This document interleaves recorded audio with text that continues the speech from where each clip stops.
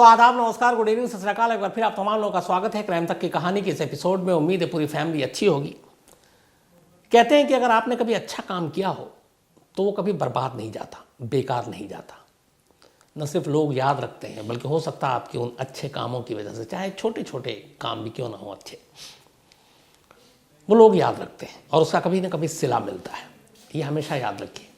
आप जब बुरा करते हैं तो उसके साथ बहुत सारी चीज़ें होती हैं, बुरी चीज़ें होती हैं, लेकिन अच्छा करने वालों के साथ हमेशा अच्छा होता है, फिर चाहे कितना भी वक्त बीतना क्यों ना जाए। मैं ये इसलिए कह रहा हूँ कि करीब 82-83 साल पहले, 82 ईयर्स पहले, जब हम आज़ाद नहीं थे, अलग अलग राजा रजवाड़ों का राज था छोटे मोटे लेवल पर, बाकी ब्रिटिश हम पे हुकूमत कर रहे थे। तब एक छोटे से जगह के एक महाराज ने जो एक अच्छा काम किया, उसका सिला आज 82 साल बाद हम सबको मिल रहा है।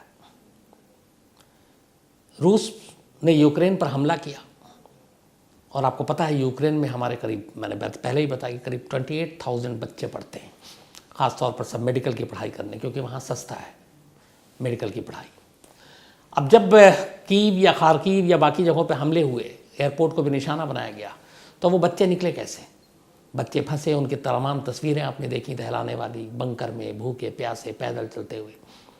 फिर ऑपरेशन गंगा चला। फिर भारत सरकार ने कहा कि जान बचानी है और आपको सुरक्षित आना है, तो एक काम करें कि आप यूक्रेन के आसपास जो नेबरिंग कंट्री है उस बॉर्डर तक वहाँ पहुँचें और फिर आएँ।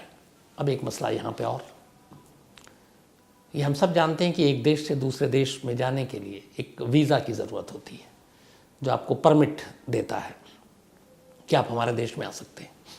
अब यूक्रेन में जो बच्चे पढ़ रहे हैं उनके पास यूक्रेन का वीज़ा है, उनके नेबरिंग कंट्री का नहीं। लेकिन इधर जंग का माहौल है, ख़तरा है और वहाँ पे प्लेन जा नहीं सकता। ये बच्चे निकलें कैसे? तो ये हुआ कि आप पड़ोसी मुल्क में जाइए। सबसे ज़्यादा जो बच्चे आए यूक्रेन में, जो फंसे हुए थे, वो यूक्रेन के एक पड़ोसी देश पोलैंड से आए। पॉलिश भी कहते हैं उनको, सिटीज़न को। तो पोलैंड से आए। अब पोलैंड ने इनमें से किसी भी बच्चे से ये नहीं कहा कि तुम्हारे पास वीज़ा है कि नहीं हमारे देश का, बल्कि उन्होंने हाथों हाथ लिया, मेहमान नवाजी की, खाना दिया, शेल्टर दिया, दवाएं दी। एक मेहमान की तरह जो करना था वो सब कुछ किया।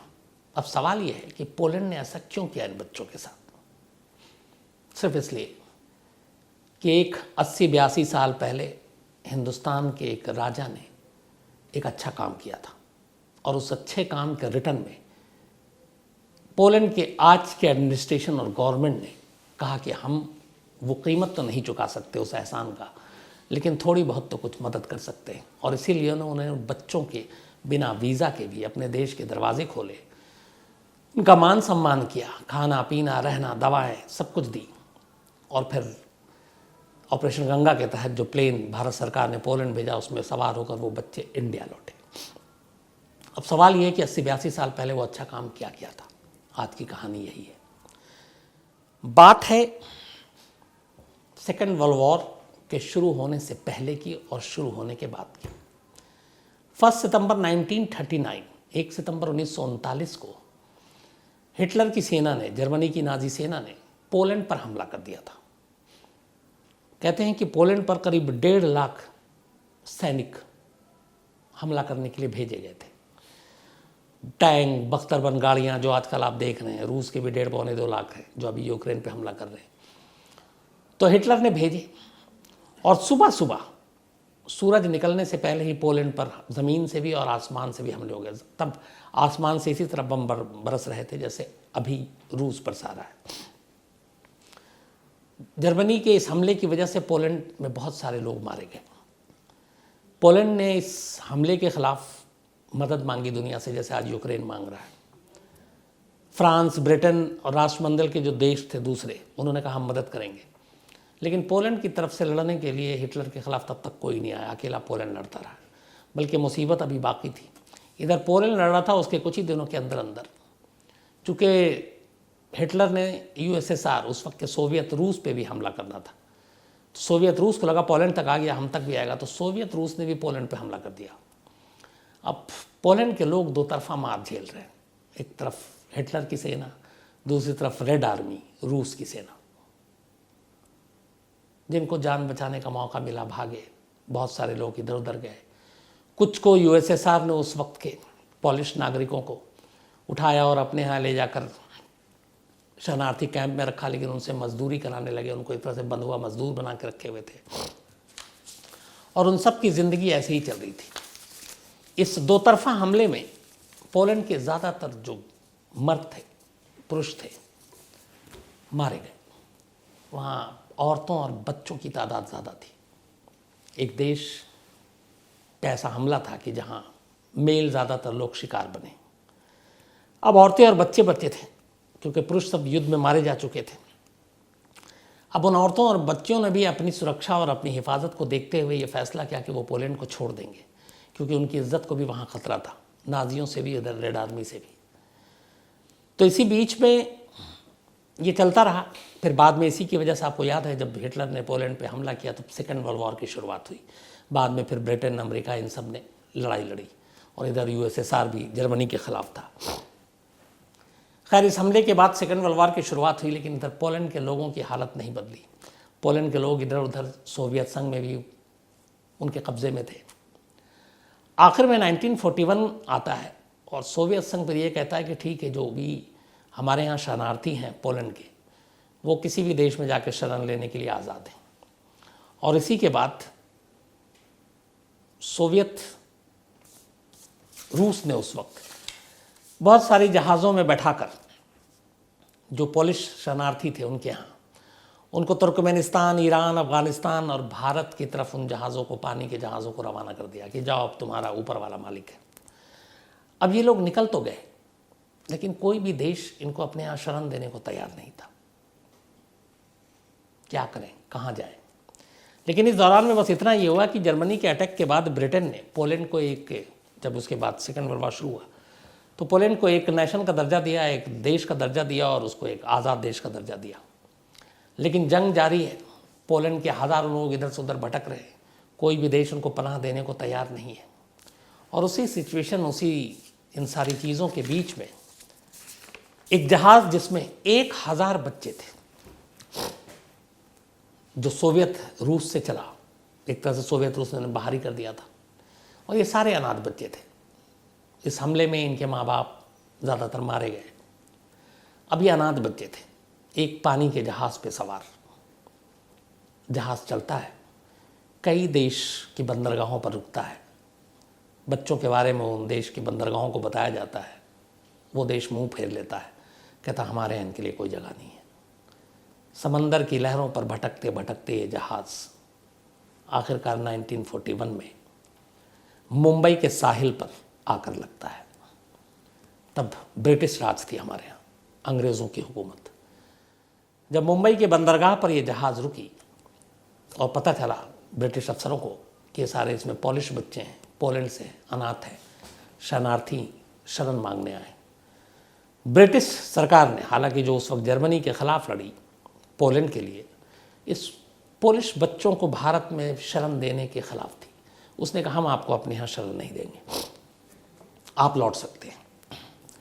अब ये सुनकर जहाज़ में बैठे और उसमें जो कुछ अभिभावक थे, ज़्यादातर यतीम बच्चे थे, उनकी आंखों के आगे अंधेरा छा गया कि अब जाएं तो कहाँ जाएं। बीमार थे, एक तो सोवियत रूस के जो कैंप में थे उसमें कुपोषण का शिकार, बीमार, खाना नहीं, मज़दूरों की तरह काम कराना। बच्चों की ज़िंदगी, बचपन छीन लिया गया था। एक उम्मीद थी भारत में, लेकिन भारत की ब्रिटिश हुकूमत ने उन बच्चों को जहाज़ से उतरकर शहर के अंदर दाखिल होने से रोक दिया। अब जब ये बात उस जहाज़ में सवार कुछ पोलिश अधिकारियों को पता चली तो उन्हें लगा कि अब क्या करें। फिर उन्हें लगा कि इस वक्त अलग अलग बहुत सारे यहाँ पे राजा रजवाड़े भी हैं जो अच्छे दिल के हैं। तब उन्होंने एक अपील जारी की। उन्होंने कहा कि बहुत सारे ज्यूज़, यहूदियों को यूरोप में अलग अलग देशों में पनाह दी गई, शरण दी गई। हमारे ये पोलिश बच्चे हैं, हिटलर के हमले में, सोवियत रूस के हमले में इनके माँ बाप खो गए, मर गए और ये भटक रहे। इंसानी पहलू, इंसानियत के नाते आप इन्हें शरण दे दीजिए। उनकी ये अपील काम की। जब ये बच्चे, 1000 यतीम बच्चों के बारे में और उनकी इस अपील के बारे में देश के अलग अलग लोगों को पता चला तो उन्हीं में से एक शख्स थे महाराज दिग्विजय सिंह जी, रंजीत सिंह जी जडेजा।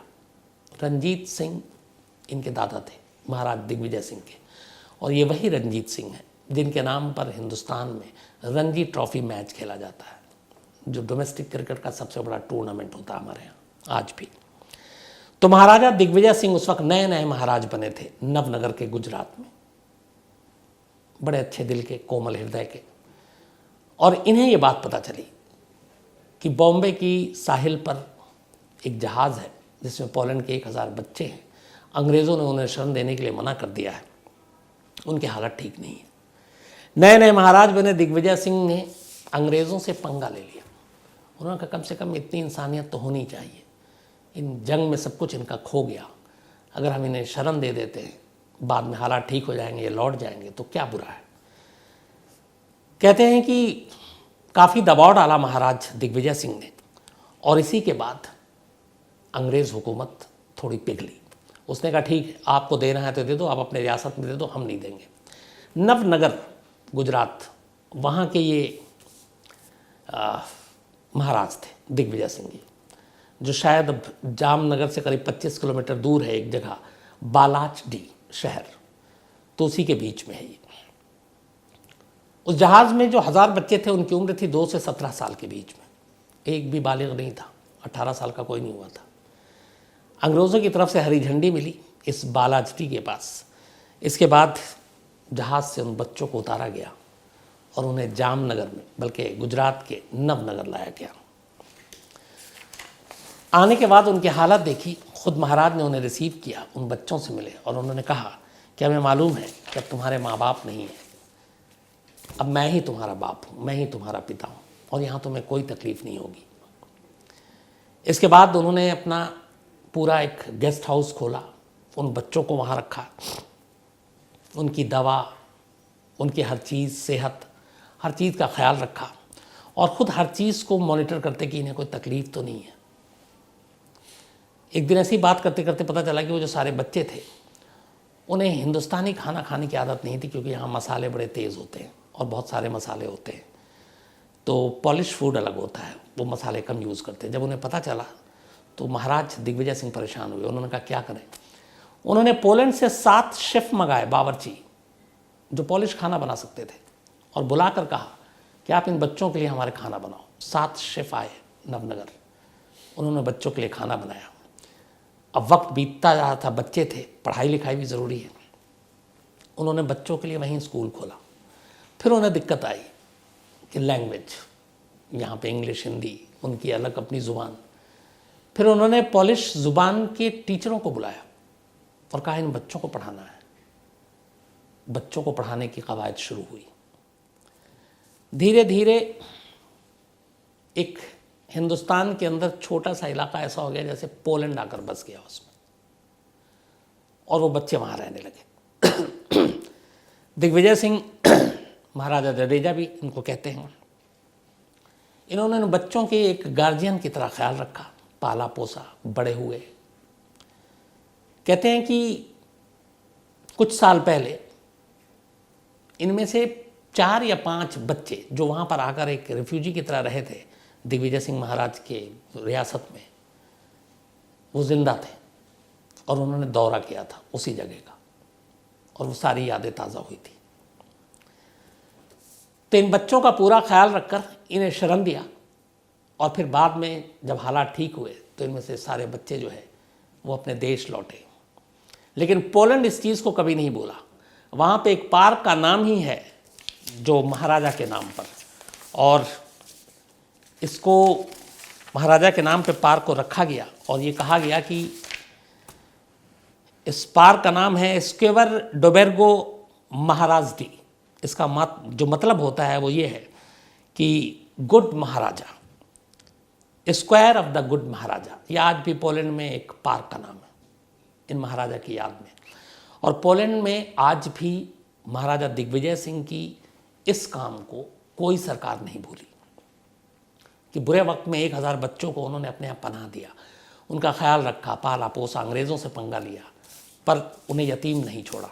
और उसके बाद जब हालात ठीक हुए तो उन्हें पूरे मान सम्मान के साथ वापस उनके देश भेजा। पोलैंड में सरकारें आई गईं, लेकिन महाराजा दिग्विजय सिंह की इस अच्छे काम को किसी ने भुलाया नहीं।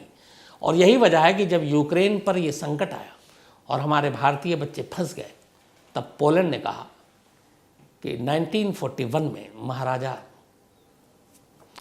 जी ने जो हमारी मदद की थी, दिग्विजय सिंह महाराजा ने, हम उस चीज़ को कभी नहीं भूले हैं। आज संकट में ये हैं, हम आज इनकी मदद करेंगे। और यही वजह है कि बिना वीज़ा के, बिना बाकी किसी यात्रा के दस्तावेज़ के इन बच्चों को पोलैंड ने अपने यहाँ पनाह दिया और सही वक्त आने पर जब प्लेन पहुंची उन्हें वापस भेजा। तो शुरू में जो मैंने आपसे कहा था कि अच्छे काम कभी बेकार या रायगा नहीं जाते, बर्बाद नहीं होते, बल्कि अच्छे कामों का सिला ज़रूर मिलता है। एक नवनगर के महाराज ने उस वक्त एक अच्छा काम किया, 82-83 साल बाद आज सोचिए कितने भारतीय बच्चों को उसका सिला मिला और वो सकुशल बाहिफाजत अपने देश लौटे। तो ये थी कहानी एक अच्छे काम की जिसका सिला आज मिला है। कई बार ऐसी कहानियाँ सुनने में भी और सुनाने में भी अच्छा लगता है, क्योंकि इससे हमें ये भी लगता है कि क्यों हम सब भी, ज़रूरी नहीं है कि बहुत बड़े बड़े पैमाने पे अच्छे काम करें। ठीक है, वो महाराज थे, उनके पास बहुत सारे साधन थे, सुविधा थी, लेकिन मदद करने का मतलब ये नहीं होता कि आप किसी को 10,000, 20,000, 1 लाख पैसे से ही मदद होती है। वक्त देकर भी मदद होती है, किसी के बुरे वक्त में साथ देकर भी मदद होती है, किसी का गम उदास है उसका हौसला बढ़ाने से भी मदद होती है। तो छोटी छोटी चीज़ों से भी मदद की जा सकती है, अच्छे काम किए जा सकते हैं जो इंसान कभी भूलता नहीं है। आप कभी किसी भी बुरे वक्त में कोई इंसान गुजर रहा हो, आप सिर्फ हौसला बढ़ा दें उसके कंधे पे हाथ रख के, आप देखिए ज़िंदगी में वो आपको कम से कम भूलेगा नहीं कभी। तो यही सीख मिलती है कि हमेशा हमें अच्छे काम ज़रूर करना चाहिए। क्या पता उस अच्छे काम से हमें हमारे बाकी लोगों का फ़ायदा हो, भला हो। जैसे कभी शायद महाराजा दिग्विजय सिंह ने नहीं सोचा होगा कि जो उस वक्त उन्होंने 1000 यतीम बच्चों को अपने यहाँ पनाह दिया, इतने सालों के बाद उनके देश के बच्चों को इस तरह से वहाँ पे मदद मिलेगी। तो कुल मिला के कहानी का निचोड़ यही है कि हमें अच्छा काम ज़रूर करना चाहिए। तो आज कहानी में इतना ही है। अब आपसे मुलाकात होगी कल रात 9 बजे किसी नई कहानी के साथ। तब तक अपना ख्याल रखिएगा। Thank you very much.